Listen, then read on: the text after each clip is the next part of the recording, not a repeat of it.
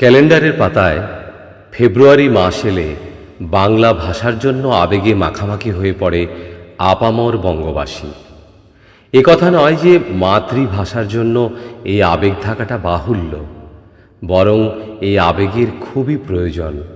এবং এই আবেগ সাময়িক হবার কারণে একটা জাতি তার অস্তিত্ব ক্রমশ হারিয়ে ফেলছে, আগামীতে আরও ফেলবে। কিন্তু ভাষার জন্য আন্দোলন কি শুধুই ২১শে ফেব্রুয়ারিতে বাংলাদেশের মাটিতেই গর্জে উঠেছিল? না, আজ থেকে ৬৫ বছর আগে আসামের শিলচরের বরাক উপত্যকায় সরকারের সিদ্ধান্তের বিরুদ্ধে গর্জে উঠেছিল বাংলা ভাষার কণ্ঠ। ২১শে ভাষা আন্দোলনের প্রায় ১০ বছর পর ১৯৬১ সালের ১৯শে মে এই আন্দোলন চূড়ান্ত রূপ নিয়েছিল। আন্দোলনের সূচনা হলো কেন?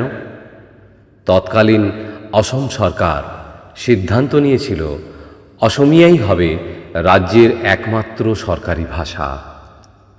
এই মর্মে ১৯৬০ সালের ১০ই অক্টোবর একটি বিল পাশ করা হয়। ফলস্বরূপ বরাক উপত্যকার সংখ্যাগরিষ্ঠ বাংলাভাষী কণ্ঠ আওয়াজ তোলে। ক্রমে এই আওয়াজ চিৎকারে পরিণত হয়, ক্ষোভে ফেটে পড়ে জনরোষ। ১৯শে মে ১৯৬১ বরাক উপত্যকা জুড়ে একটি শান্তিপূর্ণ সত্যাগ্রহ ও হরতাল পালিত হয়। কিন্তু রাজধর্মের নিয়মই হচ্ছে বিদ্রোহ অহিংস হোক বা সহিংস, তার উপর আঘাত হানা। এক্ষেত্রেও তার ব্যতিক্রম হল না। ১৯শে মে দুপুর ২:৩৫ নাগাদ শিলচর রেল স্টেশনে অতর্কিতে বর্ষিত হয় পুলিশের গুলি। ঘটনায় প্রাণ হারান ১১ জন আন্দোলনকারী। এনাদের মধ্যে অন্যতম কমলা ভট্টাচার্য ছিলেন বিশ্বের মধ্যে প্রথম মহিলা ভাষা শহীদ। বাকি ১০ জন ভাষা শহীদ হলেন কানুলাল নিয়োগী, চণ্ডীচরণ সূত্রধর, হিতেশ বিশ্বাস, সত্যেন্দ্র দেব, কুমুদ রঞ্জন দাস, সুনীল সরকার, তরণী দেবনাথ, শচীন্দ্র পাল, বীরেন্দ্র সূত্রধর এবং সুকমল পুরকায়স্থ। এই হত্যাকাণ্ডের পর প্রবল গণ আন্দোলনের অভিঘাতে অসম সরকার বাধ্য হয় পিছু হটতে। পরবর্তীতে উত্তর অসমিয়া ভাষা আইন সংশোধনের মাধ্যমে বরাক উপত্যকায় বাংলা ভাষাকে প্রশাসনিক ও সরকারি ভাষা হিসেবে স্বীকৃতি প্রদান করা হয়। এই হলো আজকের দিনের গুরুত্ব, যা ২১শে ফেব্রুয়ারির থেকে কোনো অংশে কম নয়। এবার একটু অন্য বিষয়গুলির দিকে আলোকপাত করা যাক। ভেবে দেখুন, যে ভাষার জন্য এত প্রাণের বলিদান হয়েছে, সত্যিই কি আজকের প্রজন্মের কাছে সেই ভাষার কদর আর আগের মতো রয়েছে, নাকি আগামী প্রজন্মের কাছে বাংলা ভাষার কদর একইভাবে থাকবে? এই প্রশ্নটা মনের মধ্যে উঁকি দিলে আর কোনো সদুত্তর খুঁজে পাওয়া যায় না। আর সামনের দিকে তাকালে সব কিছু কেমন ঝাপসা লাগে। অবশ্য এটাও ঠিক যে বিশ্বায়নের যুগে একটা ভাষাকে বাঁচিয়ে রাখা খুব কঠিন একটি কাজ। ভাষা মানে তো কিছু অক্ষরের সমষ্টি মাত্র নয়। ভাষার সঙ্গে জড়িয়ে থাকে একটি জাতির অস্তিত্ব, তার সংস্কৃতির যোগসূত্র। কিন্তু পৃথিবীতে কোনো ভাষারই বিকাশ, তার ভবিষ্যৎ শুধুমাত্র ওই ভাষার উপর নির্ভর করে না, আরও নানান বিষয়ের উপর নির্ভর করে একটি ভাষার আয়ুকাল। বিষয়গুলি হল জাতিসত্তার অহংকার, আত্মমর্যাদাবোধ, লড়াইয়ের মানসিকতা, পুঁজিবাদীদের সঙ্গে ভাষার সম্পর্ক, বৃহত্তর শক্তির সঙ্গে সেই বিপন্ন ভাষাগোষ্ঠীর যুঝবার ক্ষমতা ইত্যাদি। পরিসংখ্যানের নিরিখে ২০০০ সালে সারা বিশ্বে প্রায় ৭,০০০ ভাষা ছিল। কিন্তু ২০০৪ সালে প্রকাশিত একটি সমীক্ষায় বলা হয়েছে ২০৫০ সালের মধ্যে বর্তমানের কথ্য ভাষাগুলোর প্রায় ৯০% বিলুপ্ত হয়ে যাবে। বর্তমানে বিশ্বে বাংলা ভাষার স্থান পঞ্চম। ভারত বাংলাদেশের নাগরিক এবং অন্যান্য দেশের অধিবাসী মিলিয়ে বাংলা ভাষীর সংখ্যা প্রায় ৩০ কোটিরও বেশি। তারপরও বাংলা ভাষা আজ সংকটজনক অবস্থায়। এটা অত্যন্ত দুঃখজনক একটা বিষয়, বিশেষত আমাদের দেশে। ভারতে ২২টি প্রধান ভাষার মধ্যে একটি বাংলা ভাষা হলেও পশ্চিমবঙ্গের প্রতিবেশী রাজ্যেই তার অবস্থা বিপন্ন। তার অন্যতম প্রধান কারণ হল বাংলাকে বাধ্যতামূলক দাপ্তরিক ভাষার জায়গা না দেওয়া। একটি ভাষার যদি অর্থনৈতিক গুরুত্ব না থাকে, তাহলে তার অস্তিত্ব ক্রমে অবলুপ্তির পথে যেতে বাধ্য। ভাষার বিলুপ্তি সম্পর্কে আমাদেরকে প্রথম সচেতন করেছিলেন আলাস্কা বিশ্ববিদ্যালয়ের ভাষা বিষয়ক গবেষক মাইকেল ক্লাউস।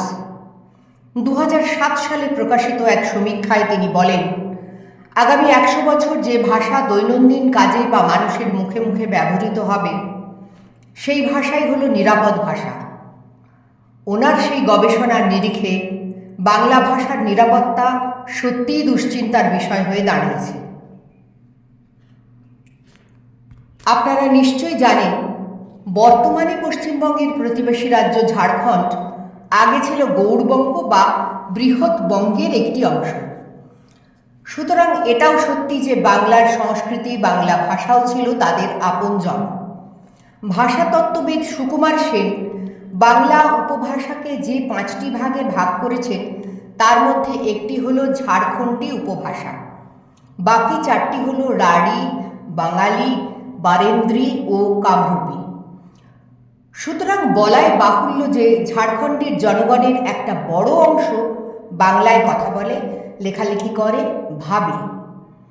ঝাড়খণ্ডে বিভিন্ন সময়ে বাংলা ভাষায় বহু সাহিত্য রচিত হয়েছে। নিজেকে বাঙালি ভেবে মানভূম বিদ্রোহে নাম লিখিয়েছিলেন বহু ঝাড়খণ্ডবাসী এবং শহীদও হয়েছিলেন। এ অঞ্চলের মানুষ বাংলাকেই নিজের ভাষা করে রাখতে চেয়েছে এবং সেই স্বপ্নকে বুকে লালন করে বিদ্রোহে নেমেছে তারা। প্রাথমিকভাবে পুরুলিয়া থেকে বিচ্ছিন্ন করে এই বিরাট বাংলাভাষী অঞ্চলটিকে বিহার রাজ্যের অন্তর্ভুক্ত করা হয়েছিল। তারপর ক্রমাগত আন্দোলনের ফলশ্রুতিতে বিহার প্রদেশ থেকে খণ্ডিত হয়ে একটি স্বতন্ত্র রাজ্য ঝাড়খণ্ডের জন্ম হয়েছিল। জনজাতি তখন আবার নতুন করে স্বপ্ন দেখতে শুরু করেছে নিজস্ব আবেগ, ভাষা ও সংস্কৃতি নিয়ে। কিন্তু মাত্র 10 বছরে সেই স্বপ্নের বিপরীত রূপ দেখেছে জনজাতি। এমনকি বিহার রাজ্যের অন্তর্ভুক্ত থাকাকালীনও এরকম বিপন্নতা দেখা দেয়নি। তখনও বাংলা ভাষাভাষী প্রধান অঞ্চলে বাংলা পাঠ্যপুস্তক, প্রাথমিক বিদ্যালয়ের শিক্ষা মাধ্যম বাংলা ছিল। বাংলা শিক্ষকের নিযুক্তি হতো, কিন্তু বর্তমানে ওখানকার স্কুলগুলোতে বাংলা বইয়ের কোনো অস্তিত্ব নেই। বাংলা মাধ্যম স্কুলগুলোতে রূপান্তরিত হয়েছে হিন্দি মাধ্যমে। প্রাথমিক বিদ্যালয়ে বাংলা না থাকার ফলে ছাত্রছাত্রীদের বাংলা ভাষা শিক্ষা বন্ধ হয়ে গেছে, অথচ তারা বাড়িতে বাংলাতেই কথা বলে, ভাবে, স্বপ্ন দেখে। কিন্তু এভাবে আগ্রাসন চলতে থাকলে অচিরেই হয়তো আর তারা বাংলা ভাষায় স্বপ্ন দেখবে না। বিশ্ববিদ্যালয়গুলিতেও বাংলার ছাত্রছাত্রী নেই বলে বন্ধ হয়ে যাচ্ছে বাংলা বিভাগ।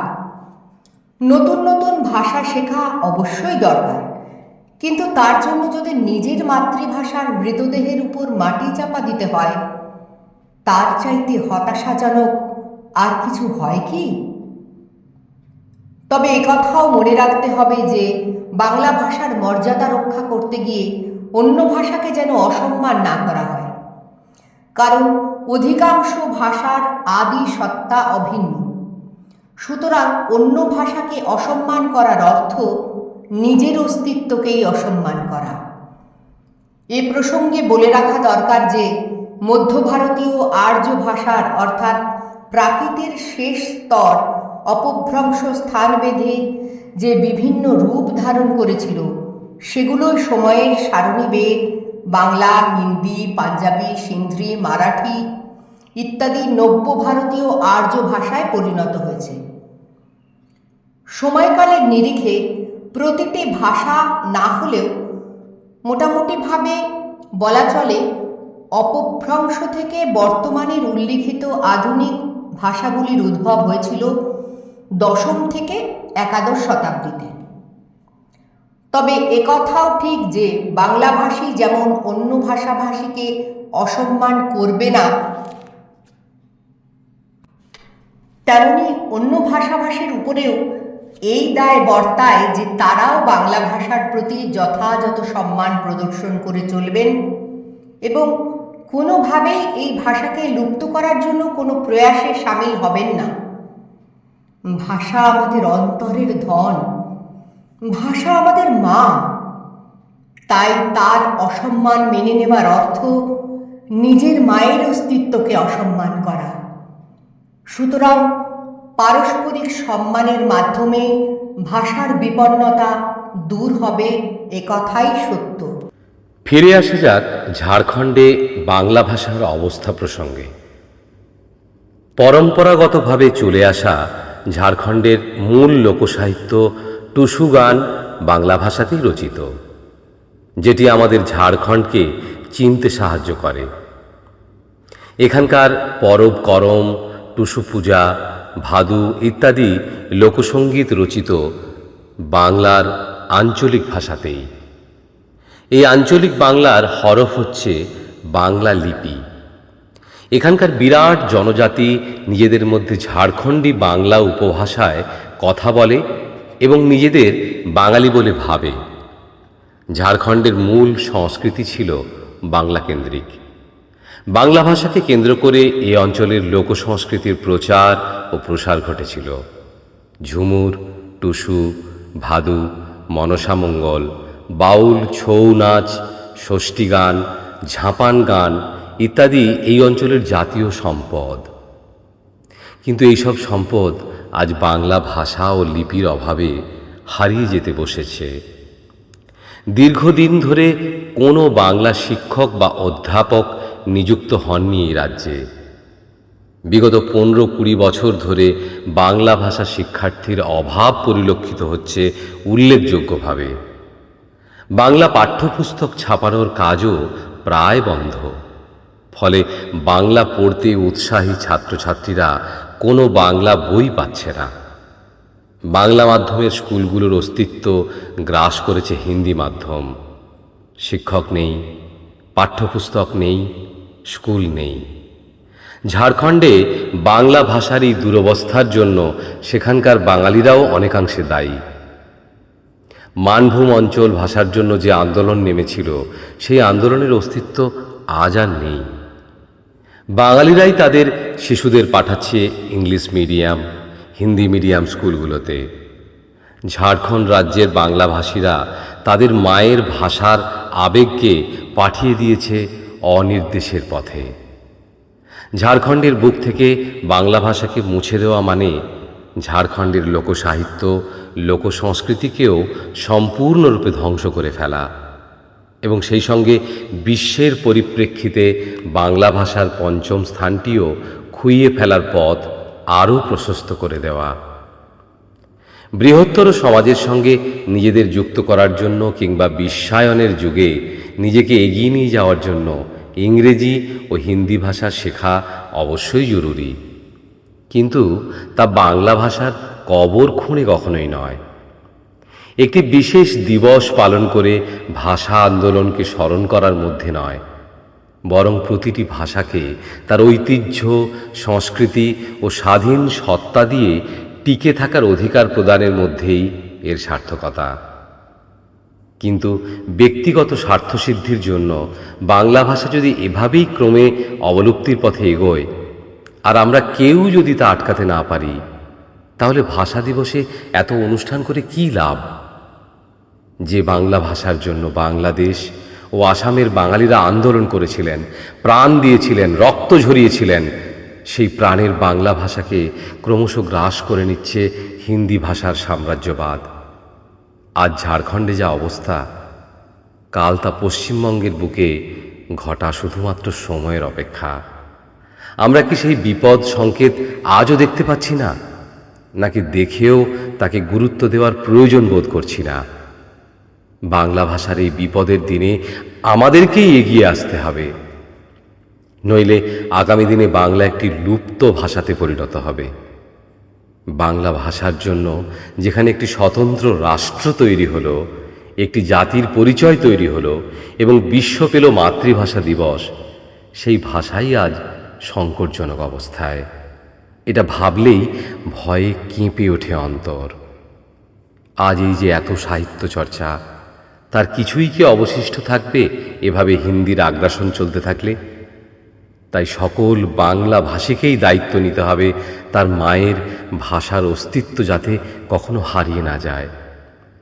তবেই ভাষা আন্দোলনের শহীদেরা তাদের যোগ্য মর্যাদা লাভ করবেন।